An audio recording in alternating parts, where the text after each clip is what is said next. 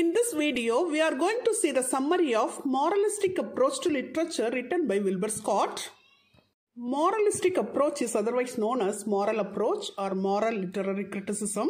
Now let's see this approach in a detailed manner. It is a 20th century literary approach which was introduced by neo-humanist. It refers to the moral evaluation of a text, that is, moral lessons and ethical teaching. The chief interest of neo-humanists lies in literature as a criticism of life. The watchwords of humanism are order, restraint, discipline. Now let's see the three elements of an approach. The first one is origin and development. The second one is its nature. And the third one is its limitations. Now let's see the origin and development of this approach.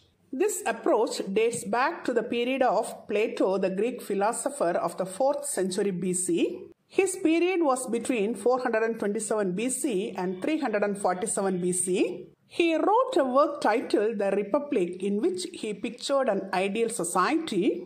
He banished the poet from his ideal society because he looked upon him as a dangerous liar. In this work, Plato stressed on moralism, that is, he is concerned with the moral effect the poet might have in his ideal society. Then comes Horace, a Latin writer and critic. His period was between 65 BC and 8 BC. He wrote a poem titled Ars Poetica. In this, he expressed his view that poetry should be not only beautiful but also useful. He gave importance to usefulness and beauty of poetry. According to him, literature should be delightful and instructive. His concern was poetry should be used to promote morality, and beauty of poetry was only secondary. Then comes Sir Philip Sidney. In his An Apology for Poetry, he condemned the Platonic idea that poet is a liar. His view is that literature should be delightful and instructive. The next one is Dr. Johnson, the literary critic of the 18th century. He wrote a book titled The Lives of the Poets. In this book, he judged the moral content of the writers. He stressed that a writer should have serious moral concerns. He attacked Shakespeare for not expressing a palpable moral code. Then the next one is Matthew Arnold, an eminent poet critic of Victorian age. He gave importance to morality. According to him, great poetry should be marked by high seriousness. He argued the importance of the high seriousness of art. According to him, more attention should be paid to what a poem says than to how it says it. That is, more importance should be given to content than to form. It should teach morality.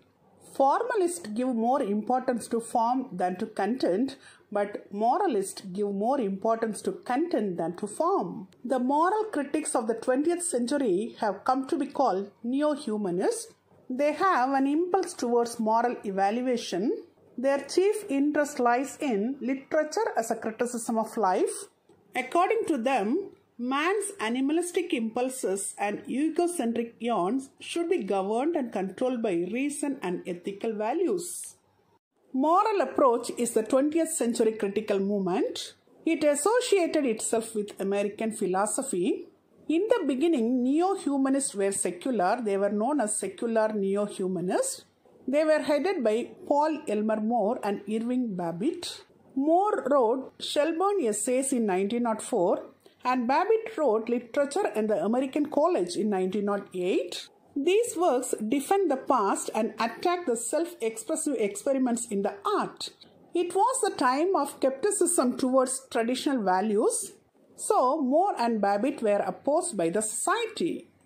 In the 1920s, More and Babbitt got more respectful attention. They had many followers like Norman Foster, Harry Hayden Clarke, G.R. Eliot, Robert Schaeffer, Frank Jewett Mather, Gerhard Munson, and Stuart Sherman Pratt. They started a new school of criticism called School of Neo-Humanists. They opposed naturalism and romanticism. They had a strong sense of morality, which led to ethical hyper-orthodoxy. Babbitt died in 1933 and Moore died in 1937. Their death weakened the secular neo-humanist movement. Humanism underwent a rebirth with modification, which led to religious humanism. Religious humanism believed that some religious or supernatural sanction was necessary for maintaining moral standards both in life and literature. In the early 20th century, T. Hume held up the supernatural sanction for moral standards in arts. G.R. Eliot declared the necessity of an alliance between religion and morality. During this period, many neo-humanists followed secular neo-humanism and some followed religious humanism.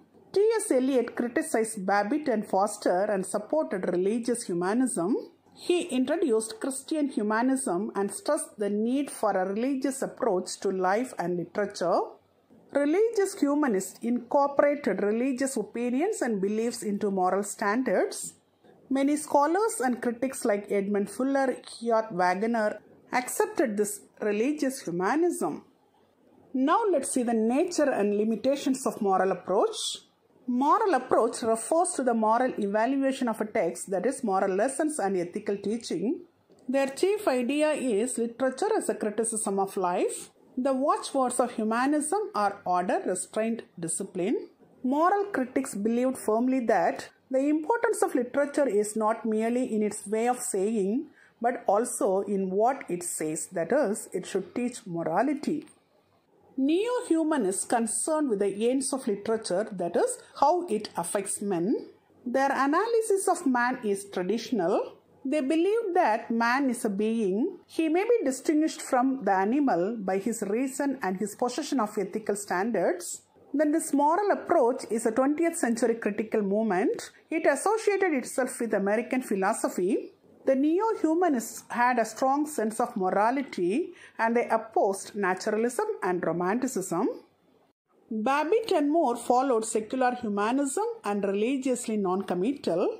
T.S. Eliot supported religious humanism or Christian humanism, that is, moral standards in alliance with the religion.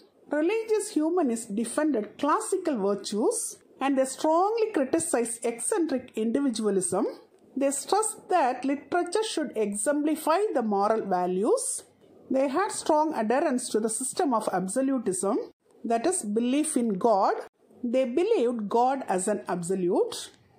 T.S. Eliot wrote a work titled Religion and Literature, in which he says that the greatness of literature cannot be determined solely by literary standards.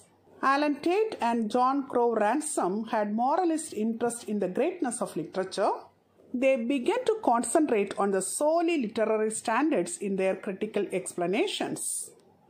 Till now, in this video, we have seen the summary of the moralistic approach to literature written by Wilbur Scott. Hope you would have understood it very clearly. Thank you for listening.